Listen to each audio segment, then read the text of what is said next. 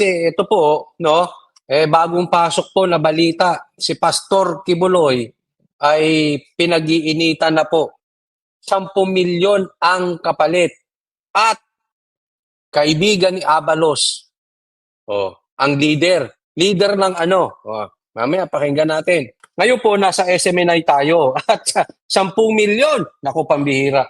10 milyon ang kapalit ni Pastor Kibuloy. Grabe, grabe. Hoy, parang nakita ko dito si Pastor ha. Oh, andito po kami sa SMNI. Oh, baka andyan si Pastor ha. 10 million yan. Hindi. Joke lang po. Alam mo naman, mga gullible yung mga bangag vloggers, mga bagag politiko. Baka sabihin. Kasi tandaan nyo ha, ang bibilis po niya magsisakay. Oo, naalala nyo dati. Oh, yung kay Bantag. Naalala nyo yung kay Bantag. Oh, na-interview namin. Biglang nagkaroon na naman daw ng pabuya. Oh, pabuya na kung sino makakahuli kay 5 million ata yung kay DJ Bantag ay may tuturo siya, may 5 million. Pagkatapos namin ma-interview, pagkatapos namin ma-interview, nagkaroon na ng anong tawag nila daw, pabuya, o reward. Grabe yan, ano? Oo. Ngayon, pagkatapos nagpunta ng SMNI anchors, banateros, dyan sa Hong Kong, meron ding pa-reward ngayon. 10 million, ay grabe. Grabe sila. Praning lang, mga praning ning, mga praning tong mga ito. Ewan ko ba sa inyo? Ano ba tinitira ninyo? O, diretso na tayo agad-agad ha. Pag-usapan natin ito. Pastor Kibuloy, 10 milyon, grabe. Pastor Kibuloy Ano? kasama si Crescente Canada. Teka muna. Okay po ba ang volume? Malakas po ba? Pasensya na po wala tayo sa ating studio. Wala tayong maayos na ano. Oh, Pastor Kibuloy kasama si Canada. Oh. Pauline, Canada. Mm. Ingrid, Pauline Canada. Oh, puro Canada. Ano ba 'tong mga 'to? Taga-Canada? Hindi. Itatanong ko nga ito, sino 'to kaya 'tong mga pinaghahanap ni Abalos, mga taga-Canada? Sabi ni MacGyver, boss, Coach Oli, napaka-cheap naman ng gobyerno, 10 million akala nila ni Apo Kibbs mumurahin, pwede pa 1 billion. Ayun. Naku, kahit po anong kapalit. Ha? Kahit anong kapalit, hindi po namin ipagpapalit aming pagkakaibigan kay Pastor Kibuloy. Pero hindi po namin siya nakikita. Baka akalain nyo na naman, nakikita namin. Hindi po namin. Ang huling pagsasama namin ni Pastor Kibuloy, noong kasama pa namin si PRRD. Noong sa Davao. After noon, hindi na po namin nakita si Pastor Kibuloy. Maliwanag yan, ha? Tigil-tigilan nyo kayong mga bangag, ha? Kayong mga praning, ha? Baka hindi sabihin nyo naman, i-demanda yung 3 vloggers na yan. Hindi itinuturo. Hindi po namin alam kung asaan. At saka kahit alam namin, hindi namin ipagpapalit ang 10 milyon. Hindi, wala po kaming kakayanan. Okay? Kung kayo, hindi nyo alam kung asaan, paano pa naman kami? Pambihira kayo, ha? Kayo may intel, kayo may budget. May budget kayo para makapanghuli at magkaroon kayo ng intel. Kami wala. So wag niyong iasa sa amin. 10 million. Ay kape tayo. Isa pa tong paborito ko dito sa SMNI. Mismo yung kape nila. Diretso tayo. $2 million ang offer ng US, kumita pa sila Abalos. Aba, ganun ba? Pambihira naman, Abalos. Hati tayo dyan. Sabi ni Joey Ferrero, $2 million ang offer ng US, kumita pa sila Abalos. Pambihira, no? 2 million. Tama, no? 2 million. Times 50. Lagay mo na lang sa 58. 116. 116 million. Tapos ang ibibigay mo, Abalos, 10 million? May pambira ka. Saan napupunta yung iba? Ba. Mhm. Sabi ni Mary Jean Castillo, puro sila demanda nakakasuhan na administrasyon. Oo, no? Ito ang administrasyon, puro demanda. Sinabi ko sa inyo kanina lang nag-live tayo. Ano sabi ko sa live? Si Trillanes, ididemanda si Pastor Kibuloy. Ngayon naman, pinag-iinitan nito si Pastor Kibuloy. Pambira kayo. Type nyo si Pastor Kibuloy. Kung hindi pag-iinitan nyo si Baste, si Pastor Kibuloy. Ito naman si Mix, pinag-iinitan si Pulong. Nako. Pambira, no? Sige, tuloy natin. Jacqueline Roy at Sylvia Semanes ay Yun na lang. Yun na lang ituro natin. Tigwa 1 million. Baka sabi, alam ni Coach, baka nandiyan lang yan. Hindi po namin kilala yung mga yon. Hindi po namin nakikita. Kayo tigil-tigilan nyo. Baka mga praning sa inyo. Sabi ni Joe Corpus, I agree with you. The Philippines demand the administration. Sabi naman ni Gaming, parang away bata ang administrasyon. Kaya nga, di ba? Pag Maka Duterte, galit. Yan lang ang nakikita kong kasalanan ni Pastor Kibuloy. Actually, hindi pa nga kasalanan naging kaibigan siya ni Duterte. Pagkakaibigan ka talaga, pag-iinitan ka. Hindi pa nga kasalanan yun Yan lang naman ang kaso niyan, puro Pastor Kibuloy. Puro Pastor Kibuloy, puro Duterte lang yan. Kaya pinag-iinitan si Pastor Kibuloy. Pambira. Sige, tuloy. mga pugante. Sila'y pinaghahanap ng mga otoridad. Hindi nyo hanap? Gusto nyo tulong ng iba? Sabi dito, desperado na sila, Coach. Oo nga. Hindi. Alam mo kung bakit? Ikakwento ko lang. Alam nyo kung bakit? Bakit sila desperado? Hindi, wag na. I-secret ko kaya. I-secret. Ba't sila desperado kay Pastor Kibuloy? Secret. Alam ko kasi bakit Mamaya sabihin natin. Mamaya bandang huli, Dahil sila ay may warrant of arrest na in-issue ang isang korte. Ang kaso nila sa ating mga kababayan ay child abuse. Bata. Child, bata. Ito naman si Abalos, parang parang magpa-press con, parang bata. Isa ka pa dyan ba? Child abuse, di child, di bata. Pambira kayo. Pero ito seriously kung ibintang nyo sa Duterte na sila ay adik, talagang kagaguhan yan. Okay? Ibintang nyo na lahat sa Duterte na sila ay adik at kurakot. Ibintang nyo na lahat, wag lang yung sila ay adik at kurakot. Same thing with Pastor Kibuloy. Ibintang nyo na lahat kay Pastor Kibuloy, pero yung pang-aapi sa kabataan. Ang dami pong natutulungan yan. Alam mo, mayroon akong mga nakikita na pagtulong mismo ng SMNI at KOJC sa mga bata, mga musmus, na hindi nila kaano-ano, na hindi nila members. Tinutulungan nila. Yun po ay hindi kwento na nabalitaan ko. Yun po ay hindi ko nakita lang.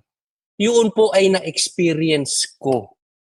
Yes po, na-experience ko po. Hindi ko po sa inyo maipaliwanag, pero nakita ko kung paano magmahal ng bata ang KOJC.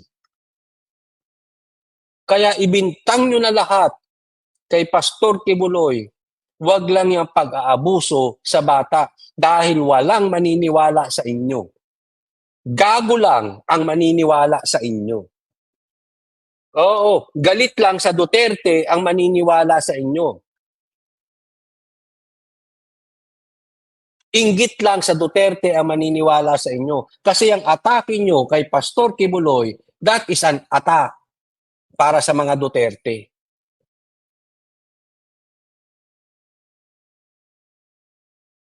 Kaya katulad ng sinasabi ko, ibintang nyo na lahat sa Duterte, wag lang addiction at corruption. Kasi walang maniniwala sa inyo. Gago lang ang maniniwala sa inyo. Bobo lang ang maniniwala sa inyo. Or inggitero or galit lang sa Duterte ang maniniwala sa inyo. Same thing. Gago lang ang maniniwala na mapang-abuso sa kabataan si Pastor Kibuloy. Hindi po. Kaya nga sabi ko, ibintang nyo na lahat sa kanila. Ito, gaya ng sabi ko, ito po ay na-experience ko. At hindi lang po ako. Marami po ang naka-experience kung paano magmahal ang KOJC ng mga bata. Kung paano nila pinapalaki kahit hindi nila members.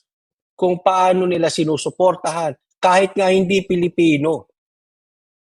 Pinag-aaral, dinadamitan, pinapakain. Alam yan ng hindi lang KOJC. Hindi lang ni Coach Oni. Marami po ang nakakaalam niyan. Kaya wag niyong gaguhin ang mga Pilipino. Kayo, tigil-tigilan nyo yan, kalokohan nyo yan. And exploitation, child abuse and exploitation, at qualified trafficking. Hindi ho biro ang kasong ito, kaya ito'y walang piyansa, ang sabi ng korte. Hindi biro yung kaso na yan. Kaya ngayon lang lumutang yan eh. Wala namang problema yan dati. Bigla na lang nahalukay ang kaso na yan. Matindi talaga. Matindi. Alam mo, kaya nakakatakot kumalaban sa gobyernong ito. Matindi. Pag ikaw nabansagang Duterte, umanda ka na. Personal life mo hahalukayin. Buhay mo hahalukayin. May kaso ka hahalukayin. Lahat. Lahat ituturo sa'yo. Kulang na lang ituro sa'yo. Pati pagpatay kay Magellan. Basta kaibigan mo si Duterte. Yan ang totoo. Hanggang sa ngayon ay sila'y pinag-ahanap ng mga otoridad.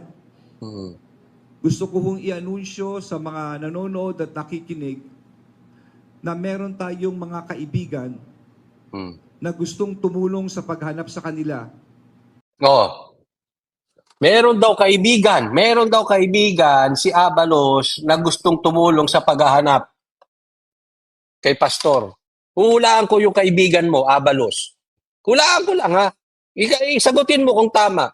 Yung kaibigan mo na gustong tumulong, mag-donate ng 10 milyon, yung mga kaibigan mo o kaibigan mo, huhulaan ko.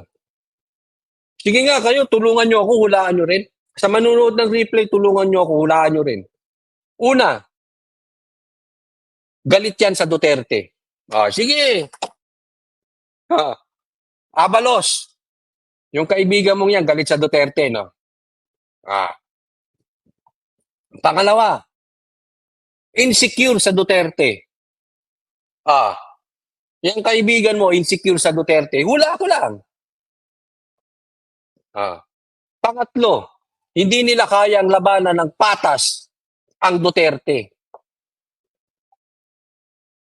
Kaya sinisiraan lahat ng mga kaibigan ni Duterte. Hula ko, yung kaibigan mong yan.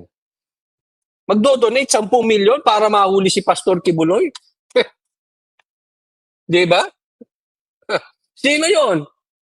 Sino ang maglalabas ng 10 milyon magdodonate para mahuli si Pastor Kibuloy? Sige nga. Sino ang nasa matinong utak ang maglalabas ng 10 milyon para mahuli si Pastor Kibuloy? Una, anong pakinabang yan? May pakinabang lang yan kung galit kay Duterte. 10 milyon yung kapalit. Pangalawa,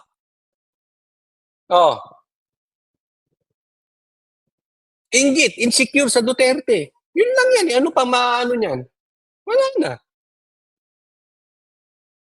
Ay, nako kayo, Abalos. Tama ba hula ko? Ako'y nagtatanong lang, Abalos. Tama ba yung nahulaan ko? Galit sa Duterte. Kayo hulaan nyo rin. Oh. Anong katangian niya nagbigay ng 10 milyon para mahuli si Pastor Kibuloy? Hulaan nyo rin. Makapagkape nga. Ninenervous ka. Oh, go. At nag-o-offer ng reward ng 10 million pesos, no, for any information leading to the arrest of Pastor Kibuloy, and 1 million each. No. Oh, Karen, may plato. Oo, bago member. Thank you, thank you, thank you. Oh, tulara na magandang halimbawa. Thank you, Karen, may plato. Isipin mo 10 million. May 1 million pa each. Doon sa may kilak, yung mga kaibigan nyo, sila Canada, pasensya na po. Hindi ko po sila kilala. Oh, yung kay Canada na yan, tingnan mo. Hindi lang 10 million, meron pa. Sinong loko-loko? Ang magbibigay niya kung 10 milyon kung wala kang galit kay Duterte. Tingnan nyo mabuti, isipin ninyo. Ang daming problema ng Pilipinas.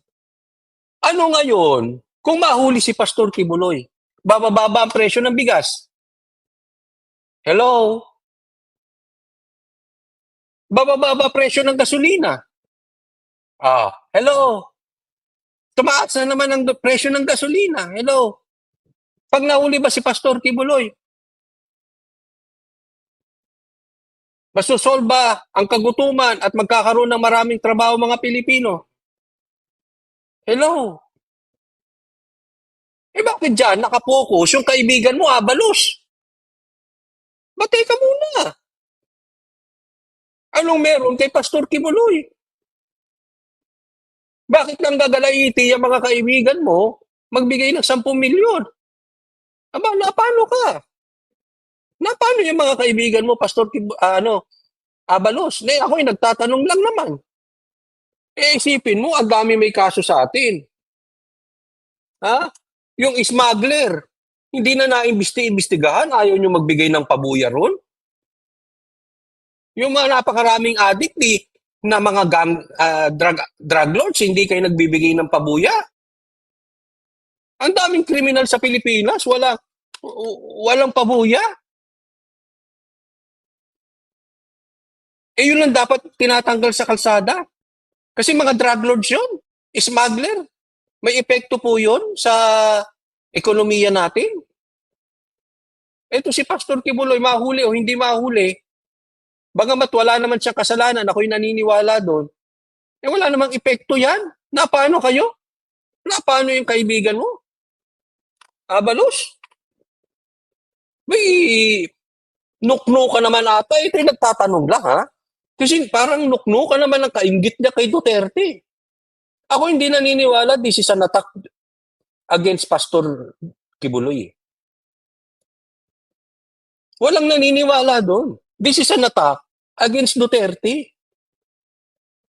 May sobra namang kainggit dyan. Yung kaibigan mong yan, sobra namang kainggit, ka-insecure sa mga Duterte niyan. Ano bang tinitiran yan? Nagpupunta ba yan sa Goldilocks? Ay, nagtatanong lang po tayo. Oo. Kasi ako, nagpupulburon din ako yung Goldilocks, sa Goldilocks. Yung pulburon sa Goldilocks, O ako, never been touched. I'm a virgin. I'm a virgin, sabi nga sa Ilocano. I'm a virgin pagdating sa droga. Wala. Wala kayo may bibintang sa akin. Pero, alam mo, nakakapraning yan, yung pulburon. Ay, naku. Kasi sugar high yan. May yan. Pag dati kasi, paborito nung yung lola ko yung pulburon sa Goldilocks. May sugar rush, yun. Baka napapraning na kayo, kakapulburon nyo, Yung sa Goldilocks, yung sugar rush, Grabe ka insecure na mga kaibigan mo, Abalos. Kay Duterte. For Crescente Canada. No, Crescente Canada, 1 million. Pauline Canada. Pauline Canada, 1 million. Ilan na yan? Ingrid Canada. Ingrid Canada, puro Canada. Nasa Canada yan. Pero mahuli ko kaya yung isa, baka 1 million yun. Joke lang po, joke lang. Grabe itong mga ito, mga animal. Jacqueline Roy at Jacqueline Roy. Sylvia Semianes. Sylvia, 5 ata yun. So 10 plus 5, 14. Hindi. 10 plus 5, 15. 15 million, 5 ba yung binanggit? Pambira. Gagastusan yung yan. Ang daming nagugutom sa Pilipinas. Ay, sus ma. Ako may hula. Ito, sa tingin ko ha. Makinig ka, Abalos. Tingnan mo kung tama na naman ako. Tingnan mo kung tama ako o tamang-tama. Tingnan mo. Una, sinabi ko, yung kaibigan mo yan, inggitero kay Duterte. Sabihin ko lang, pangalawa. Ano yan? Kaya kayo nagra-rush? Ha? Pinag-initan nyo si Bantag, pinag-initan nyo si Tebes, pinag-initan nyo to si Pastor Kibuloy dahil magsosona? Wala kayong sasabihin sa sona? Kamote kayo, no? Ayun na mahirap. Kumbaga sa exam, kayo yung parang yung tawag dito, nagra-rush kayo. Cramming. Nagka-cramming kayo. Kamote. Paano nga gawin nyo? Hindi organic. Ano yung hindi nakapag-aral at bigla nagmamadali kasi mag-e-exam na? Hindi organic. Anong gagawin niya? Mangongopya, di ba? Kayo din, magsosona na. Wala kayong masasabi. Hindi nagka-cramming kayo, hindi organic. Sabi ninyo, si Tebes, pauwi na, hindi pa rin umuwi. Si Bantag, sabi nyo, alam nyo kung nasaan. Hanggang ngayon, di nauuli. Si Pastor Kibuloy, nagbigay kayo ng pabuya, 10 million. Tapos kayo sa amin kayo magagalit, hindi naman namin alam kung asaan. Nasa puso namin. Yan. Yun lang ang alam namin. Tanungin nyo, si PRRD, alam daw ni PRRD. Di ba sinabi ni PRRD, alam niya kung nasan si Pastor Kibuloy? Hindi naman binulong sa akin ni PRRD. Nagswapang sa information si PRRD, hindi naman binulong sa akin. Anong magagawa ko? Sabi dito ni 8BBM administration failed, not public servants but mafia in the Malacanang, now clubhouse. Rene Buelba, kapal ng mukha mo, Abalos, may kabit ka, sabi nila, ay, wag po yan, wag yan. Ayoko ng personal. Wag tayo sa personal. Doon lang tayo sa Wala silang achievement sa SONA. Sabi ni Karen May Plato, my God, I hate drugs. Di ba? Ewan ko sa inyo, ha? Kayo ba, may aasahan pa sa mga paganito nitong mga ito?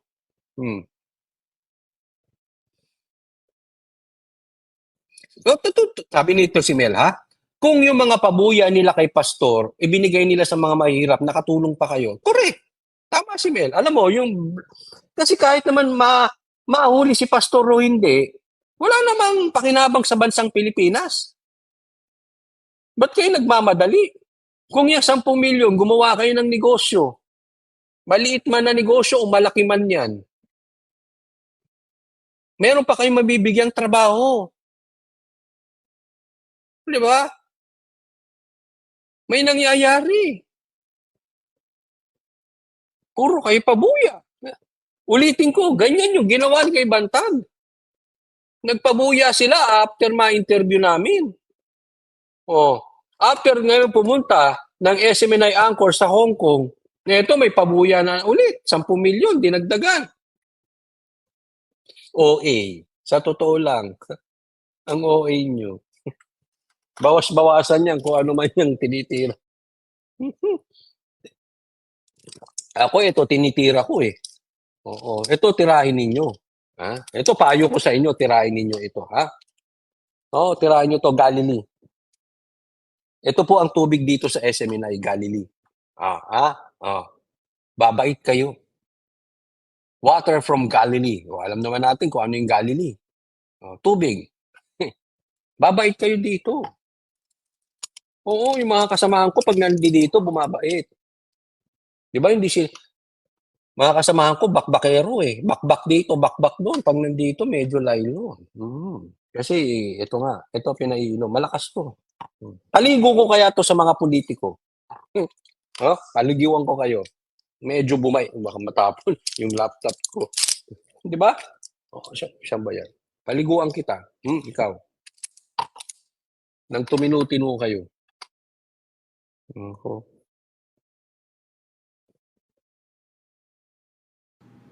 Inuulit ko, meron pong reward na 10 million sa mga taong makakatulong sa pagdakip ng mga pugante na si Pastor Apollo Kibuloy.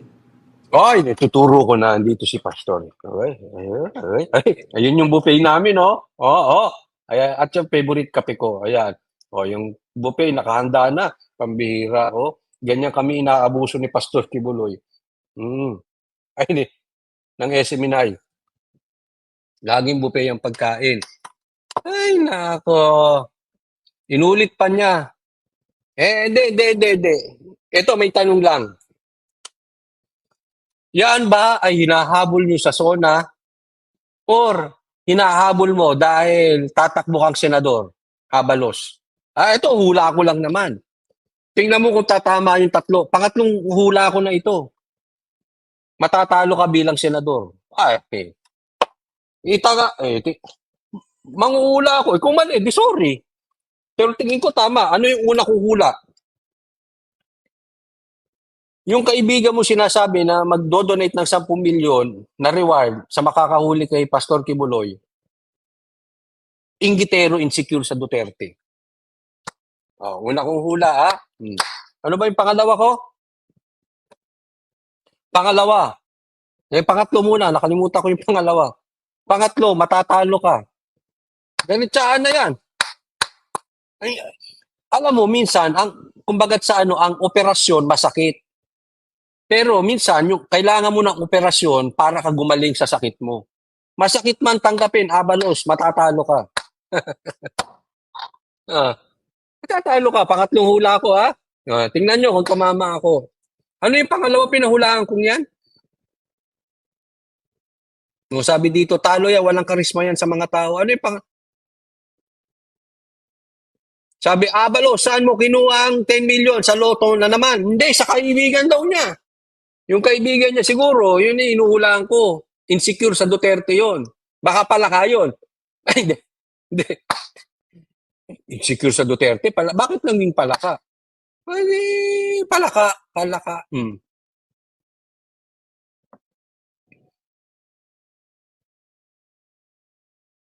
Ano yung pangalawang hinulaan ko? Imutang ko tuloy. Pero tatama yun, sigurado, tatama.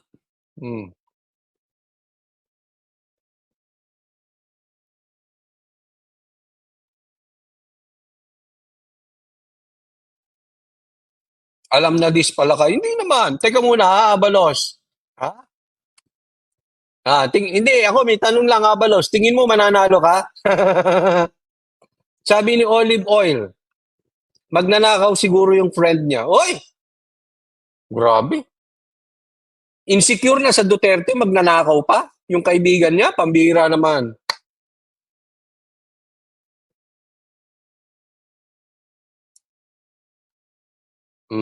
At 1 milyon naman kay Crescente Canada, Pauline Canada, tigi 1 milyon ito, ha? 1 milyon kay Crescente, 1 milyon kay Pauline Canada, 1 milyon kay Ingrid Canada, 1 milyon kay Jacqueline Roy, at 1 milyon kay Sylvia Semianes. Pito pala, 17 million.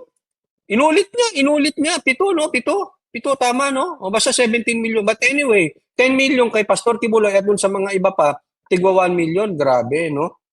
Inulit pa ni Abalos. Si Pastor... Ngayon, Coach Oli, ba't sinasabi mo, ulitin ko lang dito ang part, ha? Kasi bakit sinasabi mo kaibigan? Siya mismo nagsabi kaibigan niya. Ang isang korte. Ang kaso nila sa ating exploitation, child abuse and exploitation. Hindi ho biro ang kasong ito, kaya ito'y walang piyansa, ang sabi ng korte.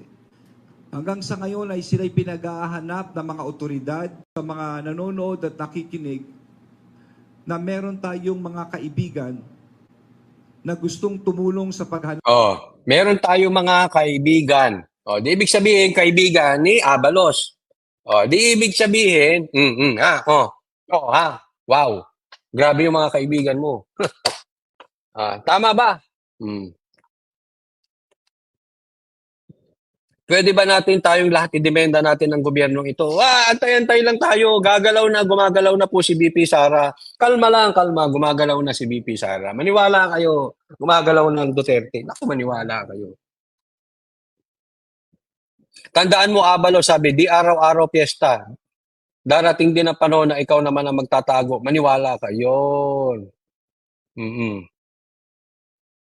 Hindi ka mananalo. Karma yan sa'yo, Abalos. What you sow, you will reap. Believe that, Abalos. Yes. Ako, naniniwala ako hindi rin mananalo si Abalos. Ayan. Kaya, kalma lang kayo kay Pastor Kibuloy, ha? Ang daming dapat asikasuhin. Kung ano-ano pinag-aasikaso nyo, puro pamumulitika.